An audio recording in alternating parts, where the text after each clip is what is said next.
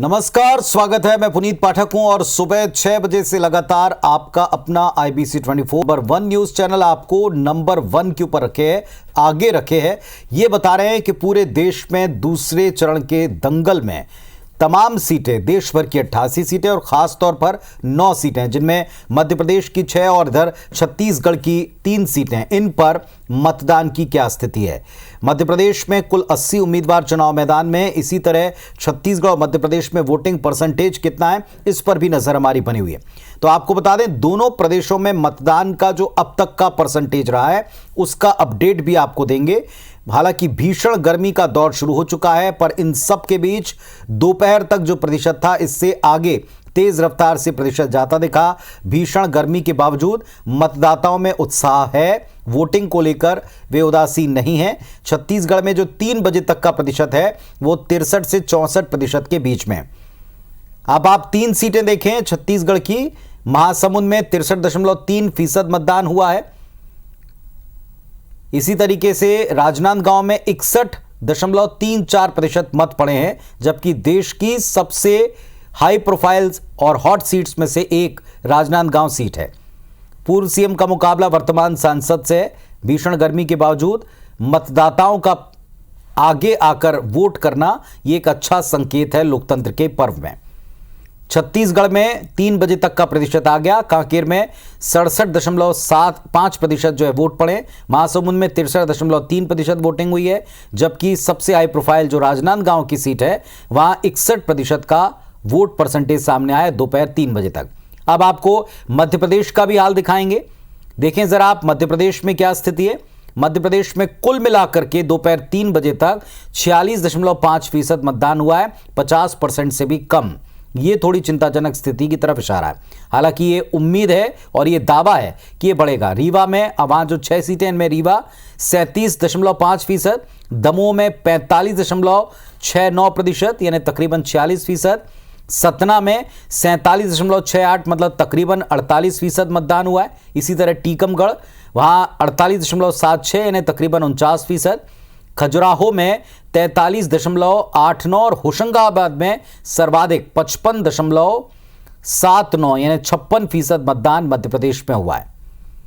तो छत्तीसगढ़ के मुकाबले मध्य प्रदेश का मतदान थोड़ा सुस्त दिखाई पड़ रहा है। उम्मीद तो है कि जैसे ही दोपहर में चिलचिलाती और कड़ी धूप से थोड़ी सी राहत होगी, शाम 6 बजे से पहले तक वहां भी मतदान का प्रतिशत चढ़ेगा।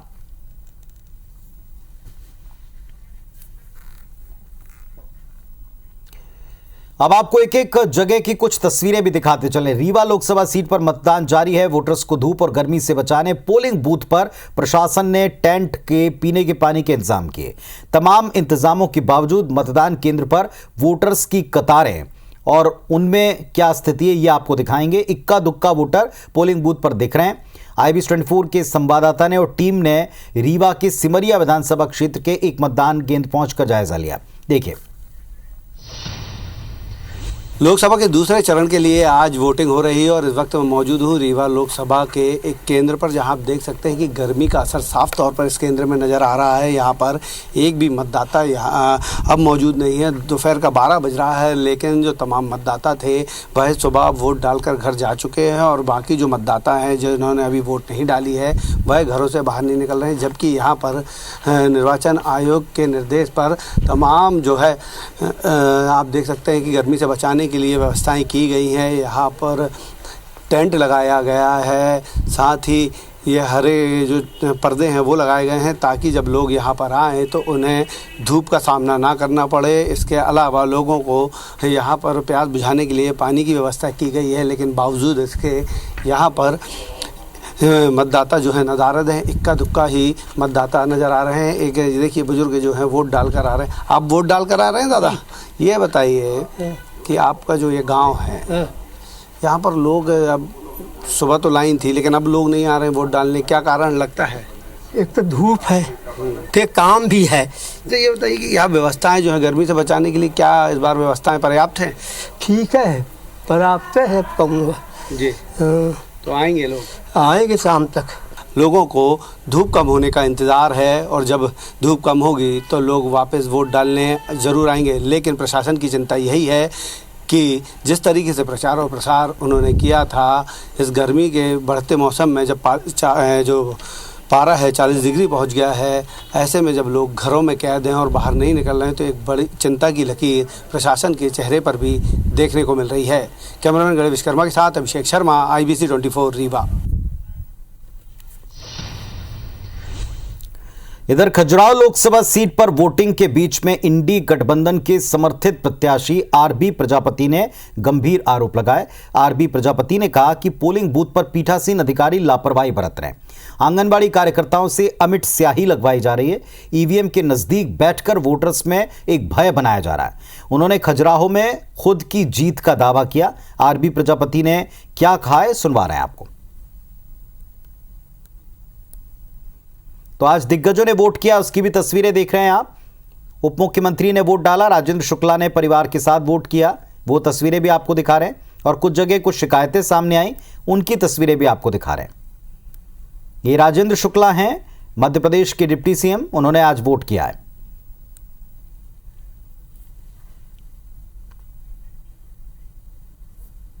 खजुराहो में वोटिंग जारी है। इस वक्त ऑल इंडिया फॉरवर्ड ब्लॉक के कैंडिडेट आरबी प्रजापति खुद बूथों का निरीक्षण कर रहे हैं, व्यवस्थाएं देख रहे हैं, कहीं कुछ खामी तो नहीं है। सर, क्या आप बूथों पे जा रहे हैं, क्या व्यवस्थाएं देख रहे हैं, सब कुछ ठीक ठाक है, ऑल इज वेल? मतदान व्यवस्थाओं में कुछ जो पीठासीन अधिकारी हैं वो मतदान केंद्रों में कुछ मतलब जो है सही ढंग से कुछ एक आध जगह हमने पाया कि सही ढंग से काम नहीं कर रहे हैं। जिस मतदान केंद्र के सामने हम खड़े हुए हैं ये 123 नंबर का मतदान केंद्र है। तो यहाँ अभी जो है मैंने ये पाया कि जो आंगनबाड़ी कार्यकर्ता होती हैं, आंगनबाड़ी सहायिका होती हैं, वो अमिट स्याही लगाने का काम जो है स्वयं कर रही थी। तो ये काम जो पोलिंग ऑफिसर होते हैं, प्रिसाइडिंग अफसर और पोलिंग ऑफिसर की जो ड्यूटी रहती है अलग अलग, कि पोलिंग ऑफिसर नंबर क्या काम करेगा, नंबर 1, नंबर 2, नंबर 3, वो उनको ड्यूटी करना पड़ता है। लेकिन इस मतदान केंद्र में जो है स्वयं आंगनबाड़ी सहायिका जो है खुद ही मतलब जो है वो कर रहे हैं, मतलब अमिट स्याही लगा रहे हैं। निर्वाचन अधिकारी से इस मामले में जो मैंने अभी पीठासीन अधिकारी से बताया और जो है फ़ोन पर असिस्टेंट जो रिटर्निंग ऑफिसर होते हैं उनको भी बताया था, क्योंकि 29 अभी मैंने वहाँ लोकुश नगर का एक मतदान केंद्र था, तो वहाँ पर भी मैंने एक देखा कि वो एक आंगनबाड़ी जो कार्यकर्ता है वो ठीक जहाँ पर बूथ होता है, जहाँ पर लोग जो है मतदान करने के लिए मशीन में बटन दबाने के लिए जाते हैं, ठीक नज़दीक वहीं पर टेबल में बैठी हुई थी। तो वो उससे क्या होता है, उससे मतदाता जो है इन्फ्लुएंस हो जाता है, प्रभावित होता है। कि आपके सामने जो कैंडिडेट हैं भारतीय जनता पार्टी से, वो कह रहे हैं कि हमें वॉकओवर मिल गया है, वो इतने निश्चिंत हैं इस जीत को लेकर? ओवर कॉन्फिडेंस है, कोई बाक ओवर नहीं मिला है। ये 4 जून को जब रिजल्ट परिणाम घोषित होंगे तो मालूम चलेगा। आप जीत पर हैं, आप जीतेंगे? मैं तो मान करके चलता हूं, क्योंकि उनका तो पूरे सभी क्षेत्रों में कटनी हो, चाहे पन्ना जिले के विधानसभा क्षेत्रों और चाहे छतरपुर जिले के जो 2 विधानसभा क्षेत्र हैं खजुराहो लोकसभा के, तो इसमें तो लोग जो है काफ़ी असंतुष्ट हैं। इंडिया अलायंस के लोगों ने आपका समर्थन किया है, आपके साथ काम किया है? इंडिया अलायंस के लोगों ने ही तो जो मेरा समर्थन किया हुआ है। ज़ाहिर है आरबी प्रजापति हैं, बूथों का निरीक्षण कर रहे हैं। कुछ शिकायतें हैं कि यहाँ पर जो अधिकारी बैठे हैं, पीठासीन अधिकारी, कुछ लापरवाही कर रहे हैं। हालांकि आरबी प्रजापति ये भी दावा कर रहे हैं कि मोदी का विजय रथ खजुराहो में ज़रूर रुकेगा। वीडी शर्मा किसी भी सूरत में खजुराहो से जीत नहीं पाएंगे। कैमरामैन दीपक के साथ नवीन सिंह, IBC 24 खजुराहो। तो खजुराहो सीट भारतीय जनता पार्टी के वीडी शर्मा जहां से प्रत्याशी हैं, वहां से एक दूसरे कैंडिडेट जो हैं वो अपनी बात यहां कहते नजर आए, कुछ शिकायतें की। अब बाकी जगहों पर क्या स्थिति अब बन रही है, अंतिम घंटा ये जारी है, वोटिंग का अंतिम अवसर है। आपने अगर अपने क्षेत्र में अगर वोट नहीं किया और आज वोटिंग है तो जाएं, जाकर वोटिंग करें। हमारे 4 साथी जुड़ रहे हैं अपडेट के लिए, सीधे हम उनका रुख करते हैं। हमारे साथ इस वक्त अंशुल मुकाती सतना से जुड़े हैं, कांकेर से मेरे सहयोगी नरेश मिश्रा जी जुड़े हुए हैं, कटनी से विकास बर्मन हैं और टीकमगढ़ से नासिर गौरी हैं। सबसे पहले हम छत्तीसगढ़ की जो सीट है कांकेर की, नरेश मिश्रा, उनका रुख करते हैं। नरेश, बताएं कांकेर सीट के ऊपर क्या स्थिति बनती है आपको नजर आ रही है? वोटिंग प्रतिशत को लेकर कोई अपडेट हो तो दीजिएगा।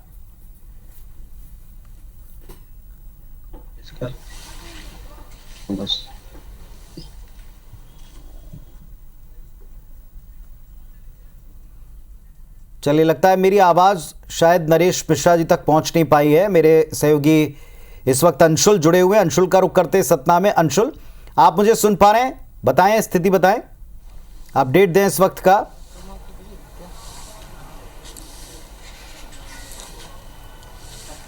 जी बिल्कुल, आपको बता दूं कि सतना में जब हम 4 बजे दर्शकों को यहाँ की तस्वीर दिखा रहे थे तब यहाँ की तस्वीर अलग थी। पोलिंग बूथ जो है पूरी तरह से खाली था और हमने ये उम्मीद भी बताई थी कि मौसम ठंडा होगा, उसके बाद लोग जरूर अपने घरों से बाहर निकलेंगे। और अब आप देख सकते हैं कि हम जिस पोलिंग बूथ पर 4 बजे खड़े थे वहाँ पर तब एक भी व्यक्ति वोट डालने के लिए मौजूद नहीं था, लेकिन अब यहाँ पर लंबी लाइन जो है वो लग चुकी है और लोग बड़ी संख्या में अपने घरों से बाहर निकल कर आए हैं।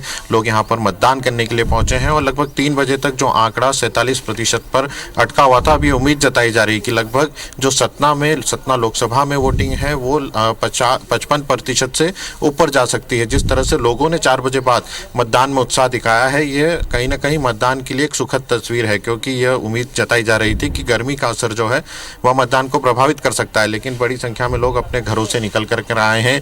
बड़ी संख्या में लोगों ने मतदान केंद्रों के बाहर अब लाइन लगाई है और यह लाइन सिर्फ इसी मतदान केंद्र पर नहीं, सतना के कई ऐसे मतदान केंद्र जो है वहां पर यह लाइन जो है दिखाई दे रही है। और यही कारण भी है कि जैसे ही मौसम ठंडा हुआ, धूप हटी, थोड़ी सी आंधी तूफान जरूर यहाँ पर चली थी, लेकिन उसके बाद जब जैसे ही मौसम ठंडा हुआ तो लोग बड़ी संख्या में यहाँ से निकल कर आए और अंतिम 1 घंटा जो है उसमें यह उम्मीद जताई जा रही है कि मतदान का प्रतिशत जो है वो यहाँ पर बढ़ सकता है। सतना लोकसभा में आपको बता दूं कि त्रिकोणीय मुकाबला है। सबसे चर्चित दूसरे चरण की सीट जो है वो सतना मानी जा रही है।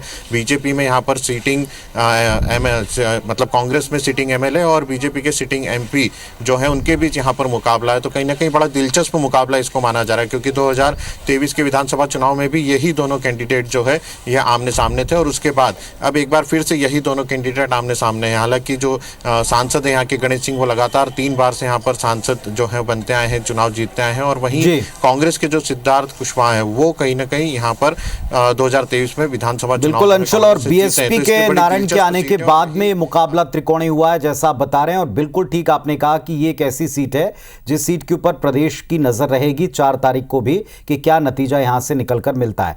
फिलहाल हमारे बहुत से साथी वेट कर रहे हैं। मैं चाहता हूं सब जगह का अपडेट हम फटाफट लें। नरेश मिश्रा जी के पास में पुनः चलेंगे। नरेश जी, अगर आप सुन पा रहे हो तो बताएं, जो स्थिति आज की 3 सीटों में है, वोटिंग कम प्रतिशत होना पिछली बार भी चिंता थी, इस बार क्या स्थिति अब तक बन पाई? कांकेर से बता रहे हैं आप।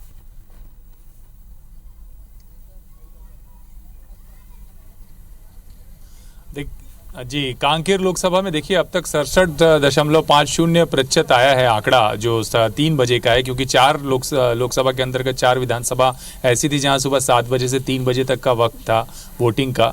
और इसके अलावा जो बाकी की 4 विधानसभा सीटें यहाँ पर शाम 6 बजे तक का वक्त है। इस वक्त मैं सिहावा के पास खड़ा हुआ हूँ और अभी भी हालांकि बूथ खाली हो चुका है, लेकिन निरंतर हर 10 मिनट के अंदर अंदर 4 या 5 लोग वोटिंग करने यहाँ पर आ रहे हैं। यही स्थिति बालोद और जो अन्य जो क्षेत्र हैं जहां पर शाम 6 बजे तक पोलिंग होनी है वहां पर भी सिलसिला जारी है। तो लोगों को यह मालूम था कि धूप के बाद शाम को वो वोट करेंगे, तो इस वजह से लोग आ रहे हैं। लेकिन सबसे अच्छी बात ये रही है कि अधिकांश जो वोटिंग थी वो सुबह सुबह जल्दी हो गई है और इसकी वजह से जो आखिरी आंकड़े आएंगे बाद में उसमें ये लगता है कि 70% से ऊपर का वोट प्रतिशत रहेगा वोटिंग का। पिछली बार भी करीब 72% के आसपास वोटिंग कांकेर लोकसभा सीट पर रही है और पूरी ये सीट कांग्रेस और भाजपा के बीच सीधे मुकाबले की है। और पिछली बार केवल 6,500 के करीब मतों का अंतर था जब भाजपा यहाँ जीती थी। तो इस बार भी ये मुकाबला काफ़ी कठिन और रोचक माना जा रहा है।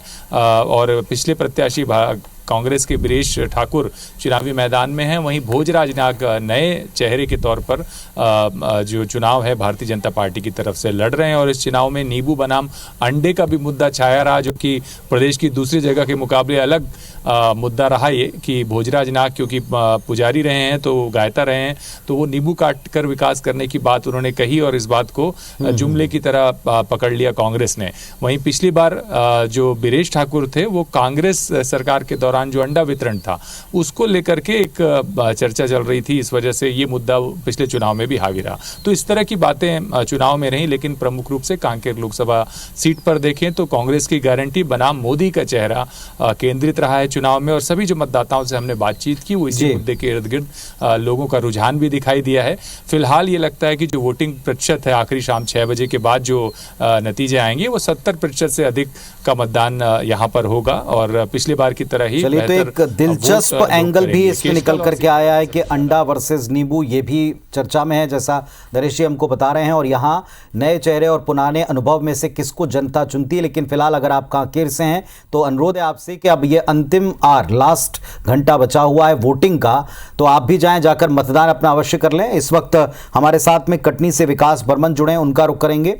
विकास, बताएं क्या स्थिति है। कटनी सीट भी आपकी बार बड़ी ही दिलचस्प जगहों में से एक है, आप बताएं वहां इस समय का अपडेट क्या है।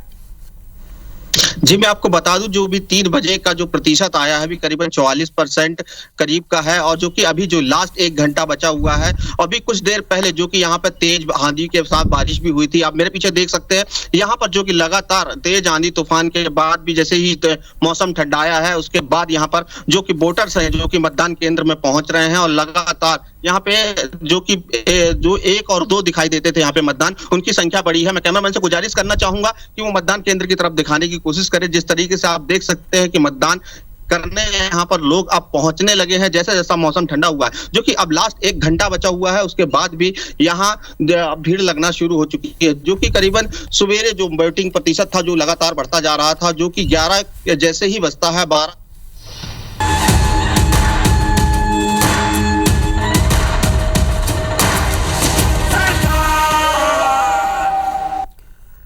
नमस्कार, स्वागत है। मैं पुनीत पाठक हूं और सुबह 6 बजे से लगातार आपका अपना IBC 24